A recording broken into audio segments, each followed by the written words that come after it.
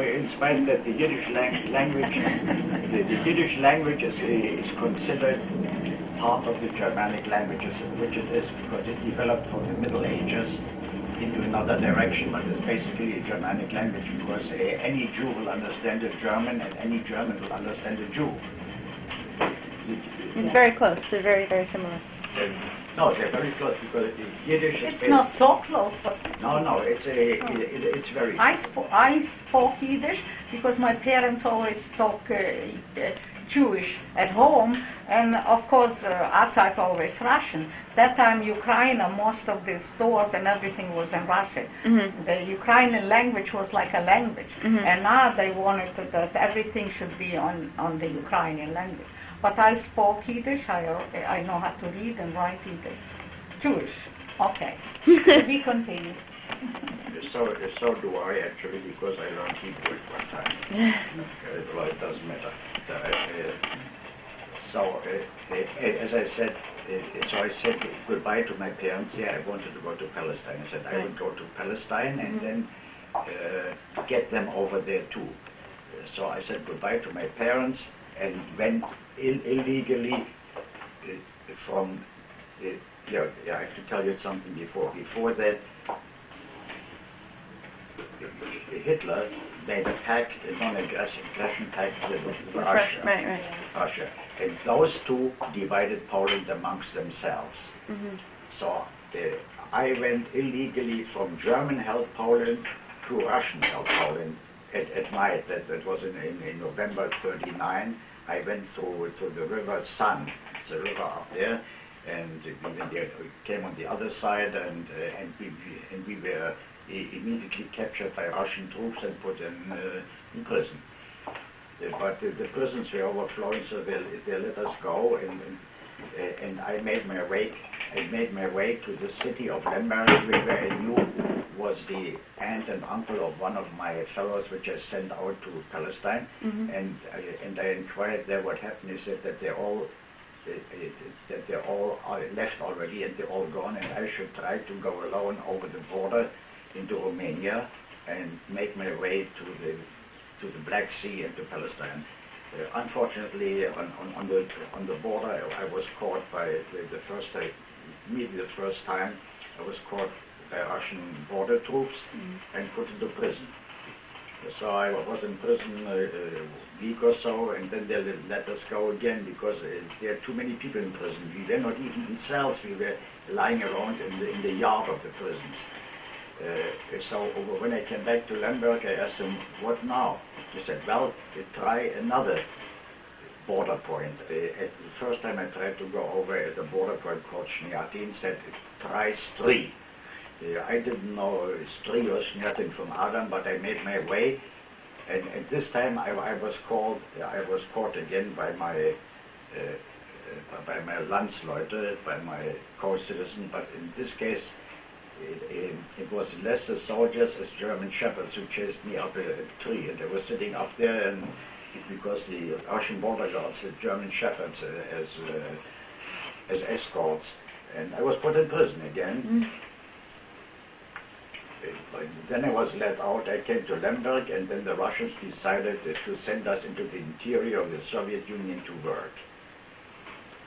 And I looked at various places, and I picked out Turkmenia because it's at the border of then Persia, today Iran. And I thought I would go through Iran. I would be able to go via Iraq and so on again to Palestine.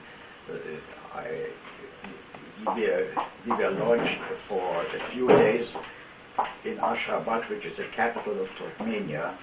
We were lodged in a hotel there, and I went at night out in the hotel and crossed the border into Iran, Persia. Unfortunately, I had no money. I had nothing.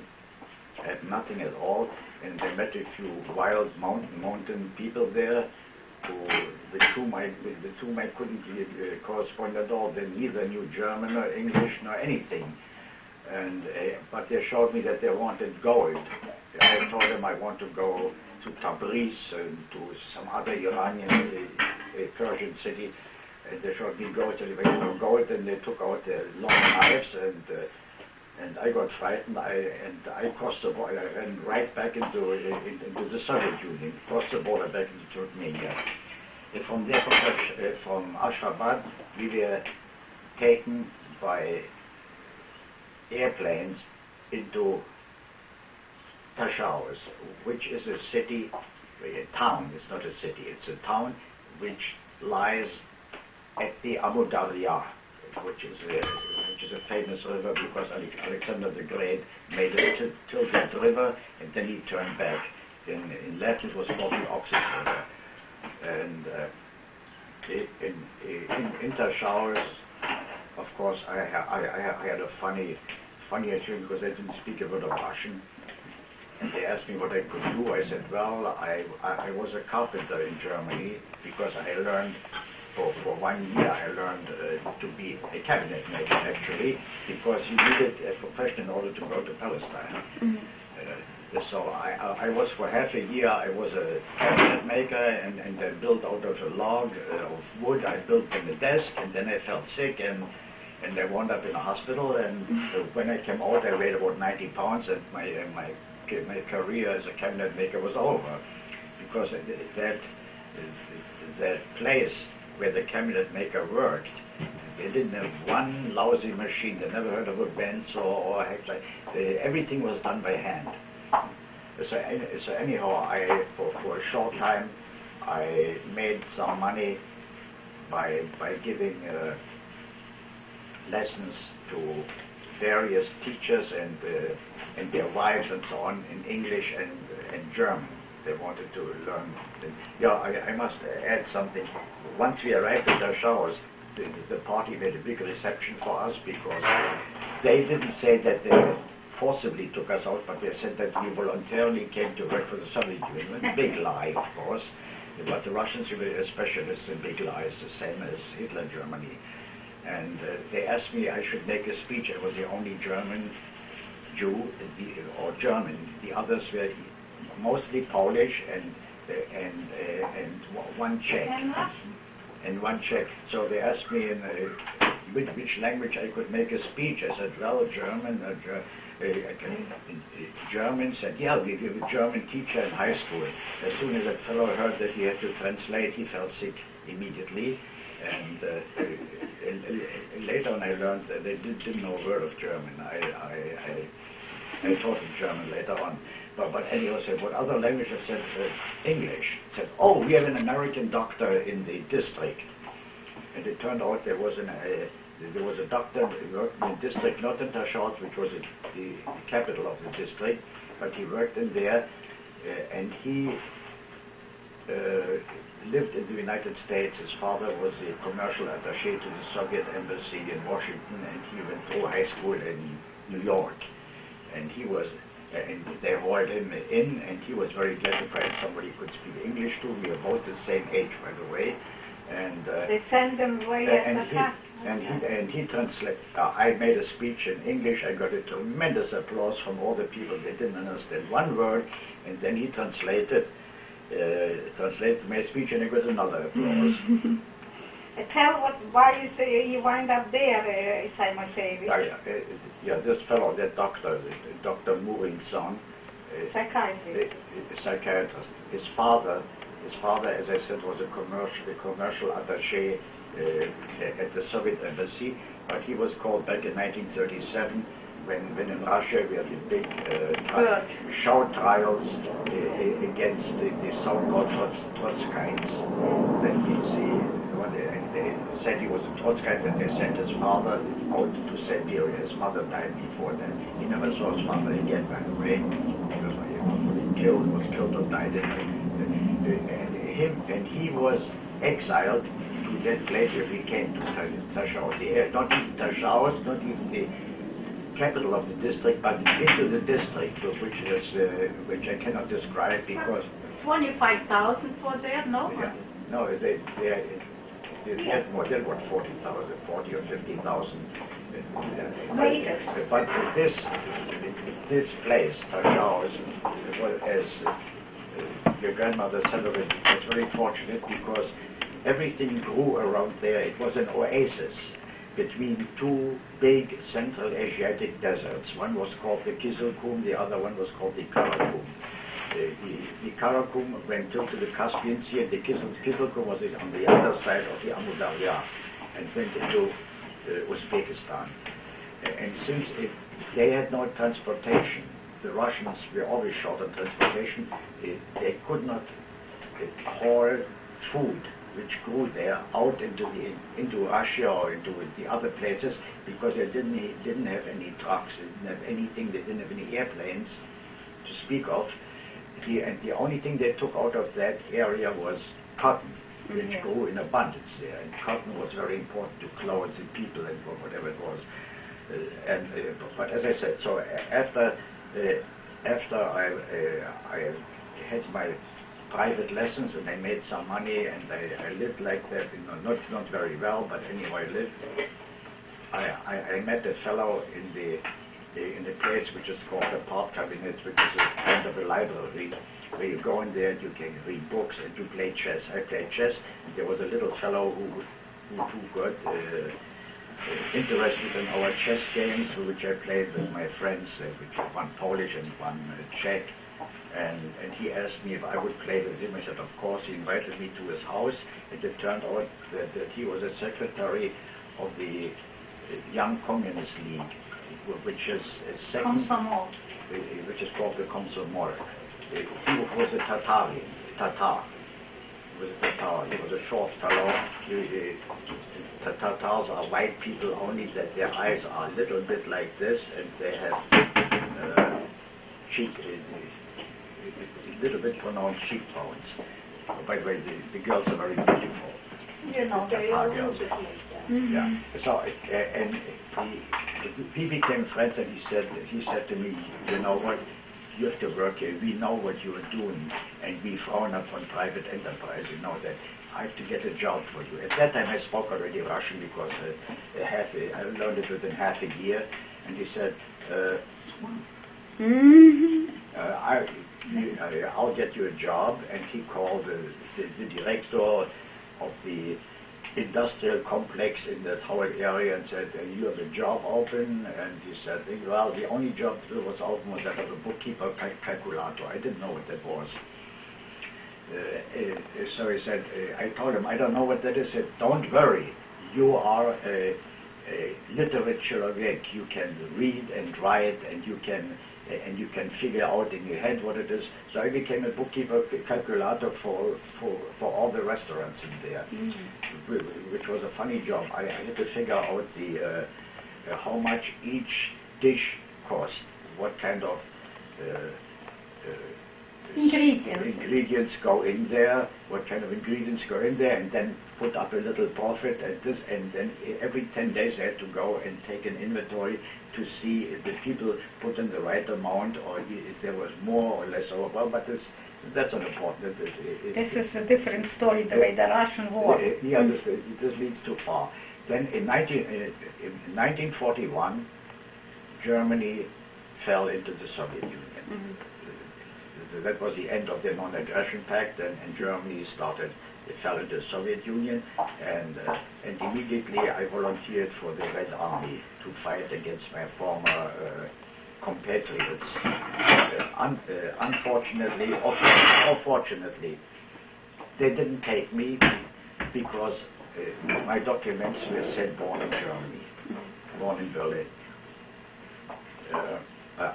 We tried even a second time a year later, even with my friend the doctor, whom they didn't take either because he was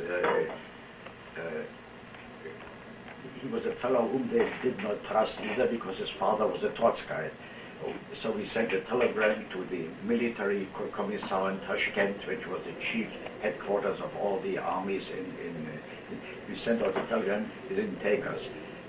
I met later on the commissar, and he said, don't spoil any paper, you have a technical fault. It says born in Berlin. I said, it's ridiculous, I'm Jewish. I said, no, we know you could be a German spy. So Yes.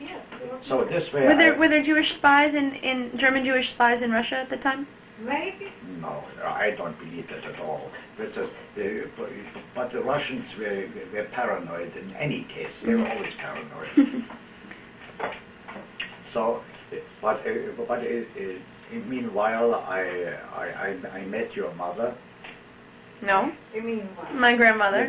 I saw it, your grandmother. Your mother I met later. Your mother I met later. First I met your grandmother. That's why it would be ridiculous if I meet first your mother and then your grandmother. That would be funny. Yeah. So, Funny. How did you meet? what? How did Oh, you yeah. meet? we tell met the story. No. We met at the dances. I don't want to tell the story, but it's true, and it sounds very funny. In every little town in Russia is a part of culture and rest. There you go in the evening, the girls go one way and the boys go They have another that way, platform. and there they meet each other in the center. There usually is a platform where your orchestra is playing and you can dance. So we went on that platform. Meanwhile, I lived together with my friend Dr. Murinson. Lived already for a couple of years together. He was a very shy man with girls, and I had to do my best to keep him acquainted with girls. You know. But we were standing there, and everybody went dancing, and I was standing with Dr. Murinson, and opposite us was standing a rather pretty girl, I must say. Her. Yeah. She was a rather pretty girl, yes, and she was standing alone, and my good friend, Dr. Murinson, had to go to take a leak. No, it's true. I swear it's the truth. So here I'm standing, and opposite me is standing that girl. So I didn't feel right. I said, would you like to dance? Of course she liked to dance. So I danced with her, and that was the beginning of our Courtship. courtship, and We knew each other for a year almost. we knew each other for a year. In between that, I was unfortunately I got a letter from Uncle Joe. Like here, you get a letter from Uncle Sam. You know what it means? We need you. So I was very happy. I thought they'd take me into the army, but instead of the army, they took me into the working gangs. We built railroad sidings in Central Asia because the railroad at that time had only one track. So in other words, to accommodate a train coming from the other side, they had to have a siding where the train could go in and wait until this one passes by. Oh, I see. So the more sidings you had, the more trains could pass in either direction. We were building those tracks, and I became their The leader. no, not exactly the leader of the working. I was in charge of the working because It was mostly again prisoners. I could read and write. At that time, the Soviet Union still had about 40 to 50% people who could neither read nor write. They were all prisoners, no? No, they were No, not. what prisoners. about the They were Nova? natives. They were natives. They were mostly Uzbeks. Mostly Uzbeks. Some Russians too. Some Jews in there, and I swore whenever I get out of that goddamn thing, I won't even go to the army. No, if they beg me. And I came back all right due to some some medical tests that there was something wrong with me, which there wasn't. But I waxed out of that, and I came back in to Tashow's. Now, This was Mom tells a story sometimes that you were almost starved to death, but I don't know Yes, it. Where? I don't really. I'm not that fond about talking about these things per se. he was We sick with. No. No. I starved to death already. We almost starved to death when we came into Germany. We had nothing to eat for Yeah, several but days. besides that- I also starved another time to death. But I don't want to go into these things at the moment. Okay. Yeah, besides this, he had very serious sickness, typhus. No. Typhus, and this was. Frida, wait. No, she wanted to know. Yeah, Okay, he'll tell me. I'll remember that because I had the sickness. I got that was before I knew my future wife. I got a typhoid fever, and I was written off as going down the drain, which I didn't. I survived it, but it was a very unpleasant experience. But I didn't starve to death there. No, that's not what I'm talking. talking about. There's this. I mean, maybe she's got the story wrong or something, or I misinterpreted it. But I remember a story where you were working with the Russians or something, and there was a plane. I'm coming. Sorry, to that. I jumped I'm ahead. coming to 3 that. days. This comes after that. That comes after that. I'm sorry. So, let me continue where I Okay. was. I came back from that workers' gang, which was in the interior of Turkmenia. It was in Okay. Sharjah, in Mari. We went down to the border of Afghanistan, to the border of, I think I was all over that state of Turkmenia, the Republic of Turkmenia. I came back, and I got another job. I became chief bookkeeper, which is more than what you call a chief bookkeeper. It's the equivalent of treasurer. Became treasurer of a weaving factory, and later on of the industrial complexes warehouses. So in other words, I was rather a big shot. It's called in Russian, it's called Glavbuch, and usually the Glavbuch. Like account. The Glavbuch. No, it's not, yeah. Well, you must know accountancy at the time, but it's equivalent to the American post of a treasurer or comptroller, or both together, if you wish. Usually the Glavbuch was a fellow who could read and write. The president usually was a member of the party who was appointed by the party, could neither read nor write. And while I was at that, a funny thing happened. I got another. They called me up again to something, and they said they have a secret mission for us. They took a few people together, and they sent us out this time into Kizilkum, which is the Red Sand, which is in Uzbekistan. The Russians were building a landing strip for Lend-Lease planes, which came from the United States, from Persia up north towards Kuibyshev, where the government of Russia was at that time, and we were supposed to build a landing strip for airplanes. That was a desert, but the desert is not straight. The desert has hills, and they have a growth in there, which is old trees, which are so old that they burn like coal. They are completely calcified, and we had to dig these out and plane out everything in order to make, and we did that. But there we were supplied with rather good food and everything, because it was very important to them. They had a gang of convicts which did the heavy work. They had this famous thing which they hung up and down, and Jackhammers? jackhammers, yeah, but a jackhammer for grading, not digging, but for grading. They graded. At the end they were flat, and they tamped down the earth like this, all by hand. It was a horrible job.